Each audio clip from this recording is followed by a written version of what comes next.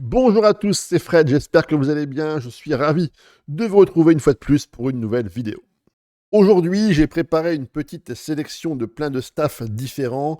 Je vais donc vous montrer ce que j'affectionne le plus. Il y a vraiment de tout, des adjoints, du directeur sportif, des préparateurs. Enfin, il y a de quoi faire. Allez, c'est parti pour le début de la vidéo.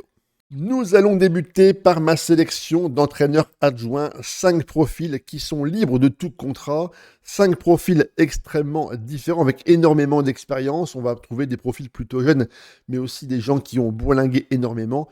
Et je vais tout de suite commencer par vous les présenter. Dans ma sélection, au début, j'ai choisi Anthony Barry, actuellement entraîneur adjoint de l'équipe d'Angleterre. Il est extrêmement polyvalent. Il peut à la fois être entraîneur adjoint, mais également préparateur. Il a de très bonnes notes d'entraînement et de très bonnes notes mentales. Mais il pourrait également accepter, je pense, contre un gros billet, des postes comme l'analyse des performances ou du recrutement. Là encore, il est plutôt doué dans ce domaine. On va ensuite passer sur un adjoint avec beaucoup plus d'expérience, 63 ans pour José Di Leo. Il est perfectionniste, il a notamment passé par lui aussi de très très bonnes sélections, notamment l'Argentine et après un parcours plutôt atypique avec les Émirats Arabes Unis et également l'Arabie Saoudite. Je pense que c'est un gars qui n'a pas entraîné depuis maintenant 5 ou 6 ans et qu'au niveau du salaire, ça devrait plutôt rester abordable. En tout cas, à mon avis, je pense pour un club milieu de tableau, c'est une excellente opportunité. On va maintenant monter un petit peu en gamme avec Peter Krawietz, un entraîneur allemand, adjoint principalement, qui peut accepter lui aussi plein d'autres fonctions différentes, analyse des performances, analyse du recrutement, également peut-être aussi recruteur mais dans des conditions un petit peu moins importantes. En tout cas, pour un adjoint, il va remplir parfaitement son rôle sur le terrain. Il est capable d'animer des séances tactiques, il a également de très très bonnes notes mentales, adepte du 4-4-2. En plus, il est professionnel, je pense, à mon avis, un petit peu cher en salaire, mais quand on a un gars comme ça dans son staff, on est vraiment sur une très très bonne valeur sûre. On enchaîne ensuite sur un profil avec énormément d'expérience. Giacomo Murelli est un véritable amoureux de l'Italie. Il a passé toute sa vie et toute sa carrière dans les clubs italiens, notamment Milan AC, Lazio, l'Inter, la Lazio, Bologne, mais encore Palerme. Il a beaucoup d'expérience, il est plutôt déterminé, adepte d'un jeu en 4-2-3-1 ou 4-3-3. Je suis sûr qu'il pourra remplir parfaitement les différentes missions que vous allez lui confier. Giacomo Murelli, à mon avis, vous pouvez y aller les yeux fermés. C'est forcément un gars très très sûr dans votre staff technique. Et le dernier profil, c'est Ozan Pulat, 39 ans, d'origine turque, capable lui aussi d'être un excellent adjoint, mais ce n'est pas tout. Il pourra aussi être un très très bon recruteur avec notamment de très très bonnes compétences en évaluation du niveau et du potentiel des joueurs. Il sera très à l'aise dans les pays comme la Scandinavie, l'Amérique du Sud, mais aussi l'Afrique du Nord. Donc un véritable couteau suisse à ajouter à votre panoplie de staff technique. Nous passons maintenant aux différents analystes à la fois du recrutement mais des performances avec 3 profils très différents. Le premier analyste, c'est Mathias Mana, 41 ans, argentin, doté d'une excellente adaptabilité. Il a la note de 20, donc autant dire qu'il pourra facilement s'adapter à différents environnements extrêmement divers et variés. Il pourra bien sûr occuper les rôles d'analyse des performances et du recrutement sans aucune difficulté. C'est parfois un petit peu difficile de trouver ce genre de staff en début de partie. Là, avec la note de 13 et 13, à mon avis, on est déjà sur un excellent profil. On arrive maintenant sur un excellent profil qui va certainement coûter beaucoup d'argent, qui sera, à mon avis, très très dur de venir débaucher. Raúl Pérez, 47 ans, qui est actuellement en poste du côté de Bilbao. Il est excellent dans l'analyse des données, également l'évaluation des joueurs avec une note de 15, mais également au niveau des performances avec la partie tactique où il a 17. Il va coûter énormément d'argent à mon avis. Il a une excellente réputation. Là, on est vraiment sur le haut du panier. Le dernier profil, c'est Thomas Kuric, il nous vient du Brésil, il a 42 ans, il a un niveau de réputation extrêmement faible, 0,5 étoiles, il n'a connu quasiment aucune expérience hormis des débuts au Brésil. Je pense qu'au niveau du salaire, on est sur un niveau très très faible, donc n'hésitez pas à prendre les yeux fermés ce staff. On passe ensuite sur les coachs des gardiens et le premier profil dont on va parler, c'est Alex Brunner, il est italien, il a 50 ans, il est déterminé. actuellement en poste du côté de Watford. Même si c'est un club anglais, je pense qu'il est facilement recrutable puisqu'il touche en ce moment 2800 € par mois. Donc autant dire qu'avec un très très beau salaire de votre part, il devrait sans aucun doute rejoindre les rangs de votre staff technique. Ensuite, on retrouve la légende brésilienne Dida, libre de tout contrat. Là encore, il a beaucoup d'expérience, notamment avec des passages principalement en Italie, mais également au Brésil. Il a 50 ans, il va encore pouvoir progresser. Il a un diplôme Continental A, donc je pense qu'il va encore pouvoir prendre en expérience et en compétences. Donc n'hésitez pas à vous jeter sur le profil de l'ancien gardien de la sélection brésilienne. Et enfin, le dernier, qui sera à mon avis le plus dur à aller chercher, il faudra que votre club progresse, c'est Toni Tapalovic, il est croate, il a d'excellentes notes, certainement l'un des meilleurs staffs de gardiens dans cette nouvelle base de données 2024-2025. Il faudra pour vous du coup monter votre réputation pour essayer d'approcher ce magnifique staff croate. En tout cas, dès que vous l'aurez, vous serez vraiment sur un top coach des gardiens. Pour les directeurs sportifs, je n'ai sélectionné qu'un seul profil, c'est celui de Simon Wilson. Vous allez voir qu'il a une très très belle évolution. Il a débuté sa carrière de staff du côté de Southampton où il était responsable de l'analyste des performances. Ensuite, il est passé du côté de Manchester City pour le même rôle, mais là, il a évolué en passant directeur technique puis ensuite directeur sportif.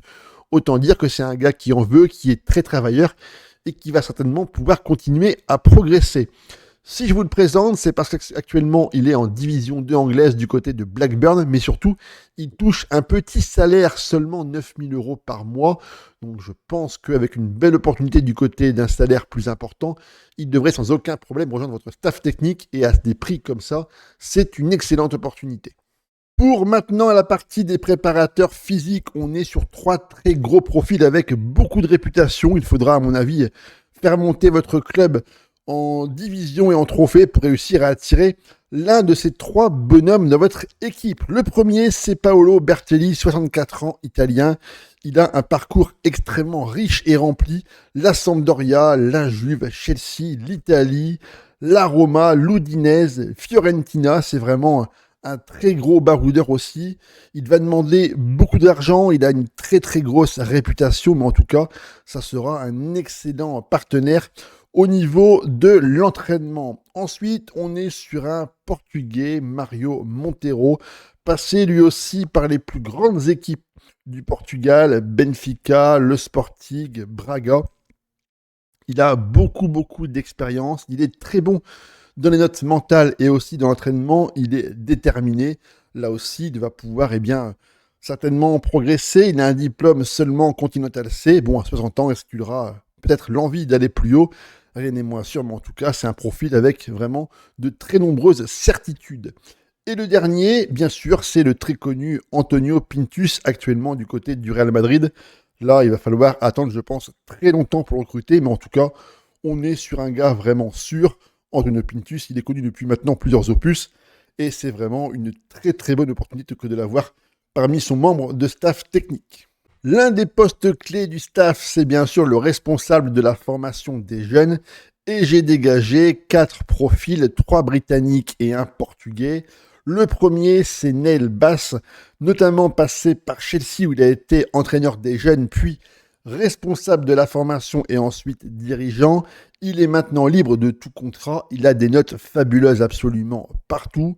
Le diplôme est au max, excellente personnalité, la réputation à 3 étoiles et demie, ça va coûter beaucoup d'argent, mais on est vraiment là encore sur une valeur sûre pour ce membre extrêmement important du staff technique. Ensuite, on va retrouver l'illustre Nuno Gomes, le fameux buteur portugais, là encore de très bonnes notes, très bonne réputation, il aime lui jouer en 4-4-2, il a travaillé également principalement à Benfica, là où il a aussi était un élément très important du staff technique.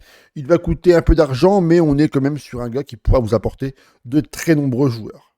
Un profil maintenant beaucoup plus polyvalent, c'est celui de Brian Klug, qui peut occuper la fonction parfaite de responsable de la formation des jeunes avec, là encore, d'excellentes notes, 20 pour l'entraînement des jeunes et 17 pour l'évaluation du potentiel et du niveau des joueurs. En plus, il est professionnel, il a une formation préférée en 4-4-2, mais surtout il est en ce moment du côté de Ipswich où il touche seulement 6 000 € par mois, donc avec un beau contrat, il devrait pouvoir normalement rejoindre votre équipe. Il pourra également occuper d'autres fonctions dans votre staff, notamment celle de préparateur et d'entraîneur adjoint.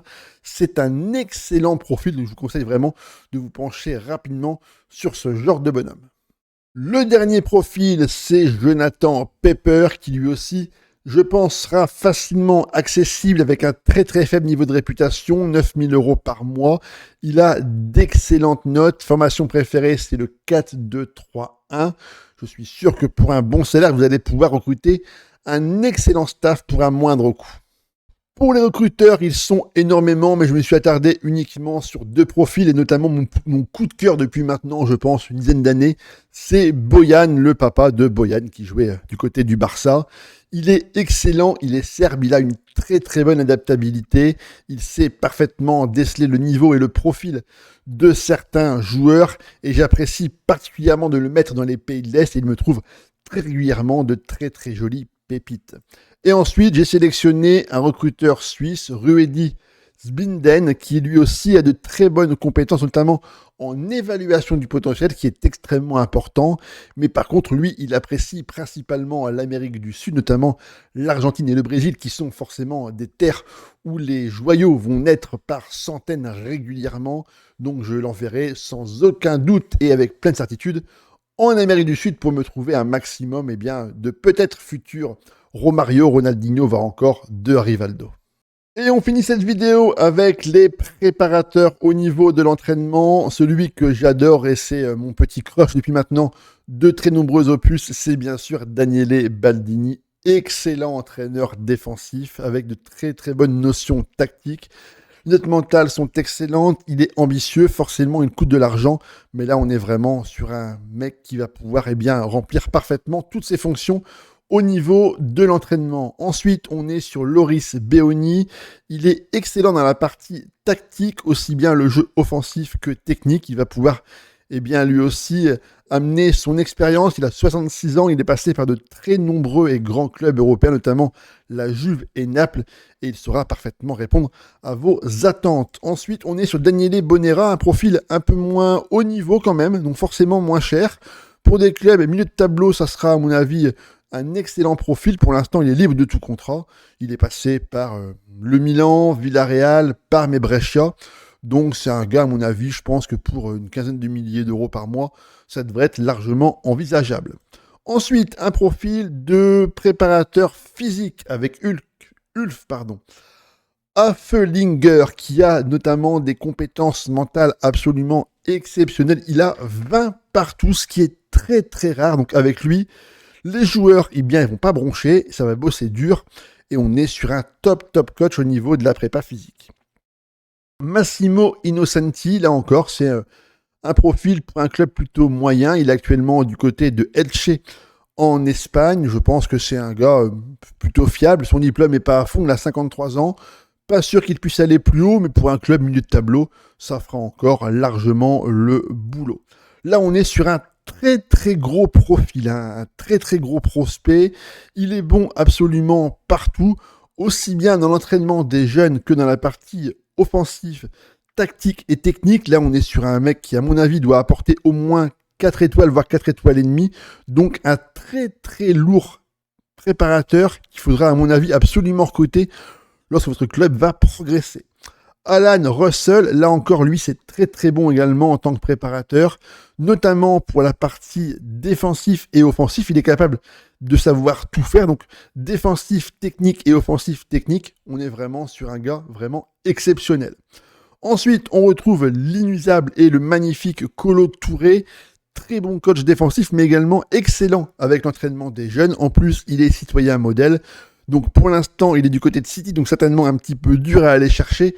Mais une fois que vous l'avez, vous êtes vraiment sur un top mec. Et à mon avis, vous n'aurez aucun problème avec lui. Et le dernier, on est sur Mauricio Trombetta. C'est un coach italien, un préparateur italien. Plutôt lui dans l'aspect offensif et technique. Offensif à 20, technique à 18.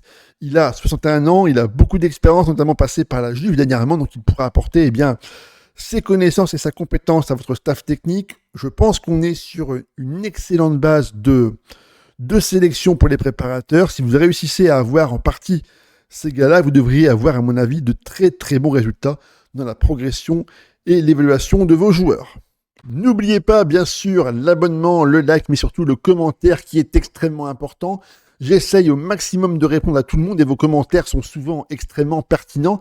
Ça m'aide à progresser et à faire des contenus de meilleure qualité. Donc merci à tous ceux qui vont pouvoir commenter dorénavant l'ensemble des vidéos. Vous retrouverez également en description le lien vers mes différents réseaux, Twitch notamment, mais également le lien vers mon Discord. On pourra discuter ensemble tactique, mais également vous allez pouvoir partager vos différentes carrières de manager. On se retrouve très vite. Allez, à ciao les gars.